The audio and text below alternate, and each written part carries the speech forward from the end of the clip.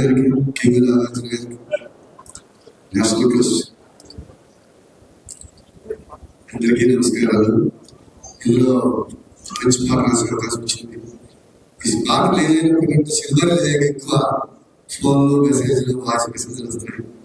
దానికి కారణం సీక్వెన్స్ కట్టుకోవడం, సిచ్యువేషన్, సందర్భం ఏంటో జనానికి సినిమా చూసాక క్లియర్గా తెలిసింది.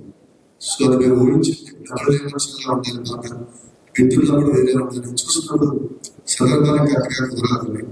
సో అంతకంత ఇంతేంది. ఇందులో అందరూ ఎవరి సినిమా చూపించారు.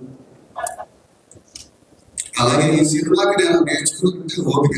శేఖర్ గారు చాలా దర్శనం చేశారు, చాలా రకరకాల ప్రతిదీ దేనికని అద్భుతం అనేది హ్యాపీగా ఫీల్ అవ్వడం. మళ్ళీ వేరే యాంగిల్ మళ్ళీ చాలా అనుమానం వచ్చినారు.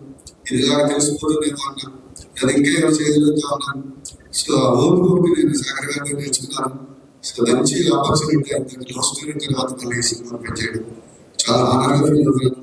అలాంటి ఇంటెలెక్చువల్ డైరెక్టర్ తోటి పనిచేయడం చాలా హ్యాపీగా అనిపించింది. అలాగే చూన్ దగ్గర నుంచి, చూన్ అయిన దగ్గర నుంచి సో కథ అయిపోయాక సిచ్యువేషన్ చెప్పడం, చూన్ అయ్యాక ఇవ్వడం, మళ్ళీ కూర్చొని డిస్కషన్స్, మళ్ళీ రికార్డింగ్ అయిపోయి షూటింగ్ కూడా గ్రామాల నుంచి పిలిచి ఈ సాంగ్ షూటింగ్ చూడండి సార్ అని పిలిచి చాలా అద్భుతమైన రచయితల పట్ల నాకు తెలిసి బహుశా అది ఎన్టీఆర్ గారిని అభిమానించి ప్రతి ఏదో చేతులు అభిమానించిన అలవాటు అయిపోయింది.